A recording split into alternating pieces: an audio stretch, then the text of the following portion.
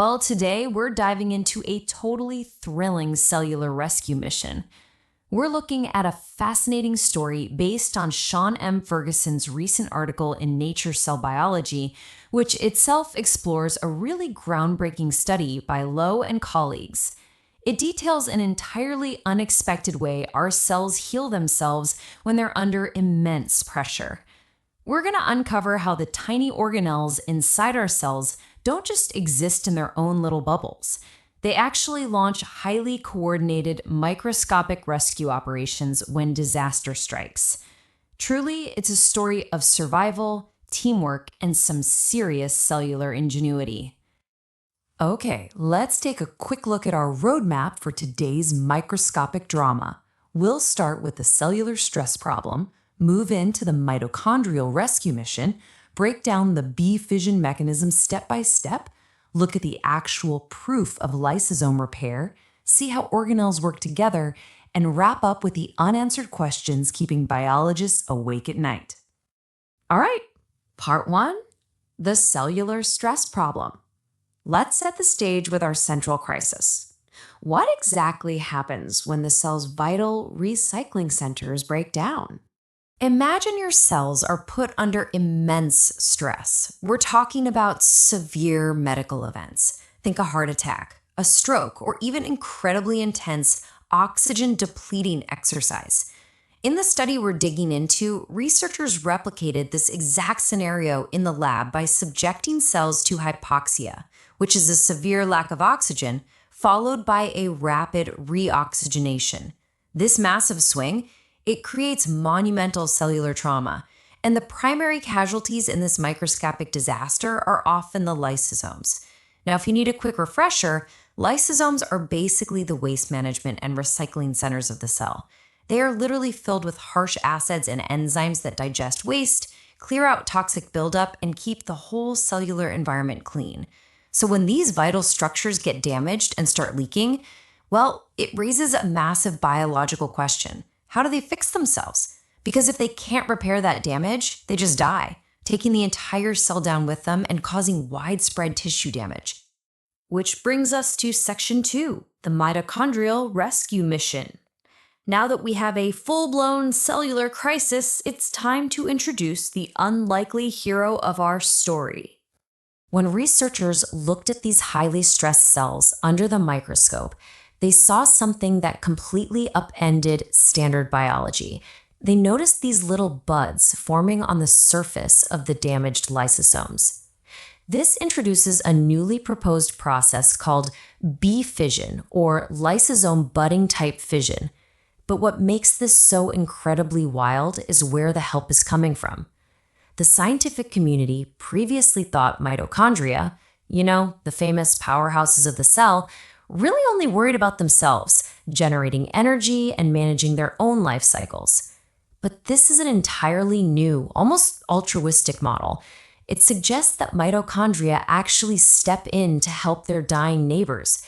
They literally lend out their own molecular scissors to help these damaged lysosomes bud off and regenerate a brand new, healthy compartment. To fully grasp how this microscopic tool drop happens, I've got a handy memory trick for the 4 key proteins involved here. Think of it as a highly coordinated elite delivery service. First, you have MIRO2, which makes and sends the vesicle from the mitochondria. Second, ITM2C sits on the lysosome acting as the docking station that receives that vesicle. Third, MFF is the actual cargo. Its job is to recruit the heavy machinery. And finally, DRP1 acts as the molecular scissors that ultimately cuts the membrane. So, makes, receives, recruits, cuts. These 4 proteins are the undisputed key players in our microscopic drama. Moving right along to section 3, the B-fission mechanism. Let's actually walk through this high-stakes rescue operation step by step. The mission kicks off at step 1, with that hypoxia and reoxygenation causing catastrophic damage to the lysosome. Immediately in step 2, nearby mitochondria sense this emergency unfolding. Acting like a tactical military drop, they generate tiny transport bubbles called mitochondrial-derived vesicles. They pack these little cargo ships with MFF tools, an emergency relief package, guided by that protein MIRO2. Moving to step 3, this vesicle travels directly through the cellular fluid straight toward the damaged lysosome. And in step 4, it finds its exact target, because MIRO2 directly interacts with the ITM2C docking stations located right on the damaged lysosome surface. It is a perfectly orchestrated rendezvous. Continuing the mission into step 5, the MFF tool is successfully dropped off and integrated right into the lysosome's membrane. Step 6 is the crucial call for backup. MFF signals for help and actively recruits the protein DRP1 from the surrounding cytoplasm. In step 7, DRP1 arrives and physically wraps itself around the narrow neck of the budding lysosome membrane. Picture a microscopic python. It then uses cellular energy, a molecule called GTP, to squeeze and constrict that neck tighter and tighter and tighter. Finally, step 8 is the scission, snap. The membrane breaks, cleanly pinching off a brand new cellular compartment. And there you have it, B-fission in action. So that brings us to section 4, proof of lysosome repair. We've seen the cut, but the absolute crucial question remains. Did severing that piece actually result in a fixed functional organelle? If you just cut a broken thing in half, common sense tells you that you're just going to end up with 2 broken things. But the difference here is incredible. Let's look at the damage marker, galactin-3. It's basically a massive red flag. The damaged parent lysosome is covered in it, proving its membrane is totally compromised. But the newly generated daughter lysosome, that galactin-3 marker is completely absent. On top of that, the old damaged parent has severely impaired protease activity and poor acidification.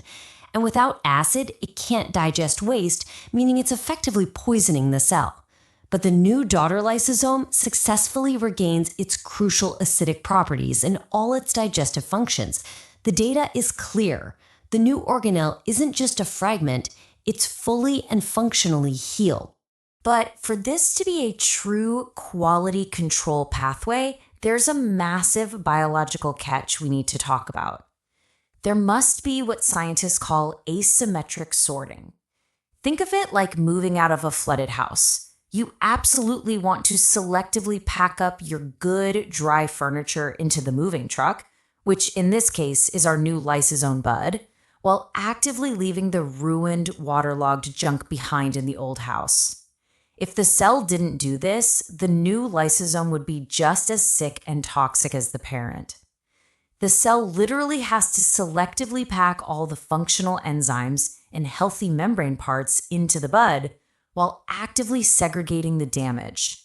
Exactly how the cell manages this mind-boggling microscopic sorting game is still one of the most fascinating mysteries of this entire process. Section 5. Organelles working together. This specific repair mechanism fundamentally shifts how we view the internal life of a cell. If you took high school biology, you probably learned that these organelles sit in isolation, just floating around independently doing their own specific jobs. We used to think of organelle interactions as a bit of a one-way street. The old view was basically that lysosomes influenced mitochondrial fission, usually just by acting as the Grim Reaper, degrading old, broken-down mitochondria. But we now see a highly communicative, reciprocal relationship. The new view shows us that mitochondria don't just passively wait around to be recycled. They actively send out repair kits and lend heavy machinery to the very lysosomes that usually digest them. It's a really incredible display of cellular teamwork and cross-departmental cooperation. And get this, the teamwork might be even broader than we initially thought. There's a tantalizing hint from the research that a third major player, the endoplasmic reticulum, or ER, might actually join in this rescue operation. We already know ER tubules make physical contact with mitochondrial division sites, and they also participate in other types of endosome and lysosome fission. This points toward a potential massive three-way organelle coordination network kicking into gear during cellular stress. It paints this amazing picture of the ER, mitochondria, and lysosomes all communicating in a massive group chat, working together simultaneously to keep the larger cell alive. Section 6. The unanswered questions. Of course, like any groundbreaking science in progress, there are still a few missing pieces to this puzzle. In his commentary, Sean Ferguson points out several major scientific gaps that future researchers need to tackle to fully confirm this model.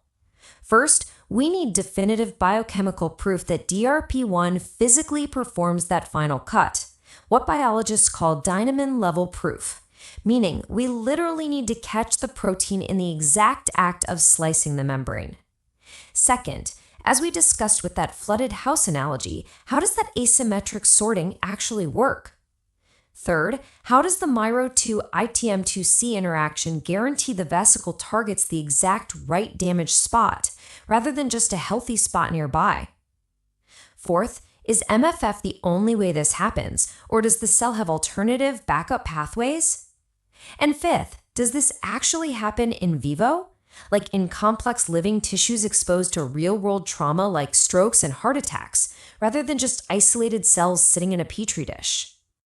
We also have to figure out how this highly specialized stress response pathway interacts with other known division proteins. For example, there's another protein called MROH1 that is widely known to regulate lysosome fission. Ferguson hypothesizes a really beautiful division of labor here. MROH1 might just handle everyday, non-emergency divisions. Think of it as standard daily maintenance, like a plumber coming to fix a leaky faucet. Meanwhile, the MFF-DRP1 pathway we've been deep diving into today, that is strictly an elite, specialized rescue mission. It's like calling in the fire department, a system that only deploys during severe, life-threatening stress. Ultimately, this explainer highlights a profound and exciting shift in cellular biology. The big takeaway isn't just about a specific protein moving from point A to point B. It's the groundbreaking realization that organelles actively share their molecular machinery in times of crisis to keep the whole biological system alive. As Ferguson perfectly puts it, instead of mitochondria simply sending damaged material to lysosomes for disposal, mitochondria may also lend lysosomes the machinery they need to rebuild themselves. Which leaves us with a pretty crazy, provocative thought to wrap up this explainer. If our organelles are running these highly coordinated microscopic rescue missions and passing around borrowed scissors to save one another from destruction, what other secret cooperative interdepartmental rescue networks are hiding inside our very own cells, just waiting to be discovered? Thank you so much for joining me for this explainer, and keep questioning the incredible microscopic world within you.